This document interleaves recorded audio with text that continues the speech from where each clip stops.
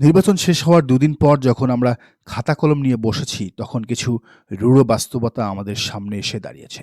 নির্বাচনের আগে চরমোনাই পীর সাহেব অত্যন্ত আত্মবিশ্বাসের সাথে দাবি করেছিলেন যে ১৪৬টি আসনে তারা এ গ্রেডে আছেন, অর্থাৎ এই আসনগুলোতে তারা হেভিওয়েট। কিন্তু ভোটের মাঠের বাস্তবতা কি? বাস্তবতা হলো তিনি নিজে যে দুটি আসনে প্রতিদ্বন্দ্বিতা করেছিলেন, সেখানে অত্যন্ত শোচনীয়ভাবে পরাজিত হয়েছেন।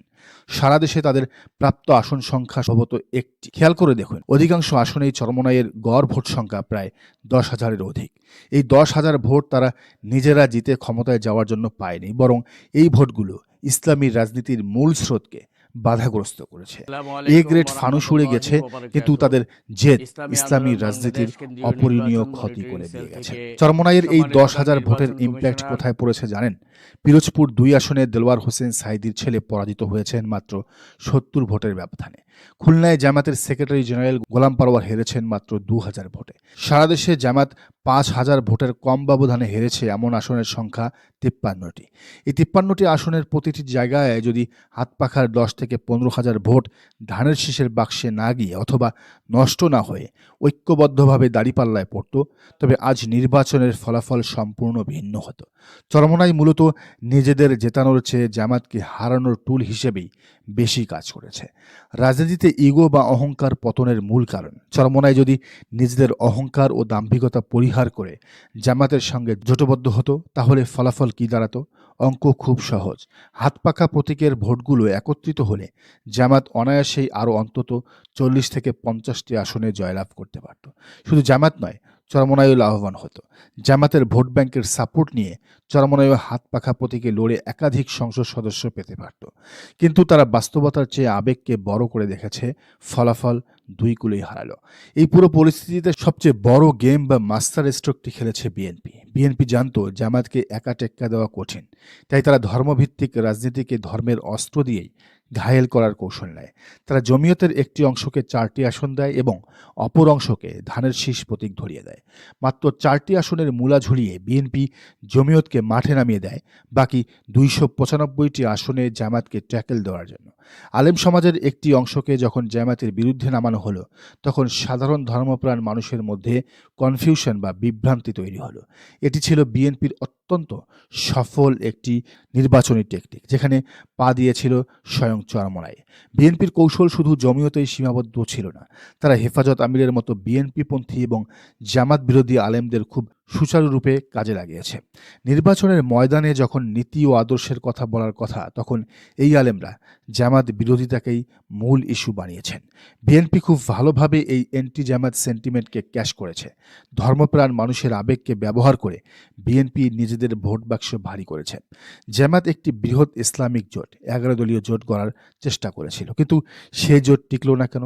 জমিয়তি হুজুরদের উস্কানির মাধ্যমে চরমোনাইকে ১১ দলীয় জোট থেকে বের করে আনতে পারা ছিল বিএনপির আরেক বড় সফলতা। চরমোনাই বুঝতে পারেনি যে তারা অন্যের ফাঁদে পা দিচ্ছে, তারা নিজেদের শক্তির ব্যাপারে ওভার কনফিডেন্ট ছিল। বিএনপির ফাঁদে পা দিয়ে তারা ইসলামী ঐক্য তো ভাঙলই, নিজেরাও রাজনৈতিকভাবে দেউলিয়া হয়ে গেল। যে জমিয়তকে বিএনপি জামাতের বিরুদ্ধে ঢাল হিসেবে ব্যবহার করলো, তাদের প্রাপ্তি কি? শূন্য, জিরো। বিএনপি জমিয়তের একজনকেও জিতিয়ে আনতে পারেনি। ভোটের রাজনীতিতে একেই বলে ইউজ অ্যান্ড থ্রো নীতি। কাজ ফুরিয়ে গেছে, এখন জমিয়তের আর কোনো ভ্যালু বিএনপির কাছে নেই। এই ঘটনা ইসলামী দলগুলোর জন্য এক চরম শিক্ষা। আদর্শ বিসর্জন দিয়ে অন্যের ক্ষমতায় যাওয়ার সিঁড়ি হলে দিন শেষে শূন্য হাতেই ফিরতে হয়। কেন্দ্রীয় নেতারা ইগো নিয়ে বসে থাকলেও তৃণমূলের নেতাকর্মীরা ঠিকই বিষয়টি আগেভাগে বুঝতে পেরেছিলেন। নির্বাচনের ফলাফল আসার পর তাদের সেই মোহ পুরোপুরি ভেঙে গেছে। ইসলাম কায়েমের যে স্বপ্ন নিয়ে তারা হাত পাখার ছায়াতলে এসেছিলেন, তারা দেখছেন শীর্ষ নেতৃত্বের অদূরদর্শিতার কারণে সেই স্বপ্ন আজ ধূলিসাৎ। এবার ভোটের পর চরমোনাই থেকে দল ছাড়ার এক বিশাল হিড়িক পড়তে যাচ্ছে। কর্মীরা বুঝে গেছেন আবেগ দিয়ে রাজনীতি হয় না, দরকার বাস্তবমুখী এবং গোছানো সংগঠন।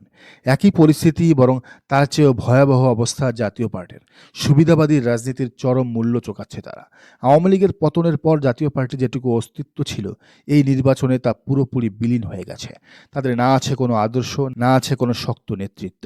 সারা দেশে জাপা কর্মীরা এখন চরম অস্তিত্ব সংকটে ভুগছেন।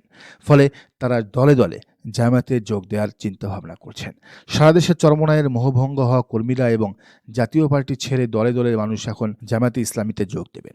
তৃণমূলের কর্মীরা বোকা নন, তারা দেখছেন কারা শত জুলুম সহ্য করো সুসংগঠিত, কাদের ভীষণ ক্লিয়ার এবং কারা সত্যিকার অর্থে দেশ পরিচালনার যোগ্যতা রাখে। বিএনপির মেকানিজম হয়তো সাময়িক জয় এনে দিয়েছে, কিন্তু দীর্ঘমেয়াদে জামায়াতই সাধারণ মানুষের সবচেয়ে বড় বিকল্প হয়ে দাঁড়িয়েছে। এবার আসুন সবচেয়ে রূঢ় এবং বাস্তব কথাটি বলি। জামায়াতে ইসলামীকে যদি রাষ্ট্র ক্ষমতায় যেতে হয়, তবে দলে লোক ঢোকানোর ব্যাপারে যে কার্পণ্য বা অতি বাছাই প্রক্রিয়া আছে তা থেকে বেরিয়ে আসতে হবে। জামাতকে আর শুধু নির্দিষ্ট গণ্ডির মধ্যে আটকে থাকলে চলবে না। চরমনাইয়ের মোহভঙ্গ হওয়া কর্মী, জাতীয় পার্টির অস্তিত্বহীন সমর্থক সবাইকে জামায়াতের পতাকা তলে জায়গা দিতে হবে। একটি রাষ্ট্র চালাতে গেলে শুধু ক্যাডার বা রুকন দিয়ে হয় না, বিশাল জনসমর্থন লাগে। জামাতকে একটি সার্বজনীন দল বা মাস পার্টিতে রূপান্তরিত হতে হবে। যে কেউ চাইলে যেন এই দলের সমর্থক হতে পারে, সেই ওপেন ডোর পলিসি বা উন্মুক্ত দরজা নীতি এখন সবচেয়ে বড় দাবি। অনেকে প্রশ্ন করছেন বিএনপি এত সিট কিভাবে পেল? উত্তরটা খুবই সোজা, লিয়াজো বা আপোষ। বিএনপি এবার ক্ষমতায় আসার জন্য এমন কোনো কাজ নেই যা করেনি। তারা সবার সাথে লিয়াজো করেছে, তারা আদর্শের তোয়াক্কা করেনি, এলাকায় এলাকায় লোকাল গুন্ডা পান্ডাদের ব্যবহার করেছে, প্রয়োজনে টাকার বিনিময়ে লোক ভাড়া করে এনে জনসভা ভারী করেছে। সবচেয়ে ভয়ঙ্কর তথ্য হলো বিএনপি আওয়ামী লীগের তৃণমূলের সাথেও লিয়াজো করছে। তারা লীগের স্থানীয় নেতাদের কথা দিয়েছে, আমাদের ভোট দাও, আমরা ক্ষমতায় গেলে তোমাদের অফিস খুলে দেব, তোমাদের ডিস্টার্ব করব না। এই অলিখিত চুক্তির কারণেই লীগের একটা বড় ভোট বিএনপির বাক্সে গেছে। আর অন্যদিকে জামাত কি করেছে?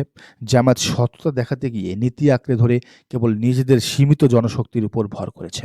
নীতিগতভাবে জামাত হয়তো জিতেছে, কিন্তু ভোটের অঙ্কে পিছিয়ে গেছে। জামাতকে পিওরিটি, অতি পবিত্রতা এবং প্র্যাগমেটিজম, বাস্তবতা, এর মধ্যে ব্যালেন্স করতে হবে। নেতৃত্ব থাকবে কোর জনশক্তির হাতে, কিন্তু সমর্থক গোষ্ঠী হবে বিশাল এবং বৈচিত্র্যময়। একজন সাধারণ কৃষক, একজন রিক্সাচালক, সবাই যেন বুক ফুলিয়ে বলতে পারে আমি জামাত সমর্থন করি।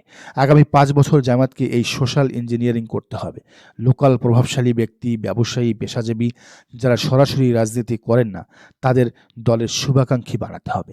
একা একা পথ চলার দিন শেষ, এখন সবাইকে নিয়ে সবার দল হয়ে উঠতে হবে।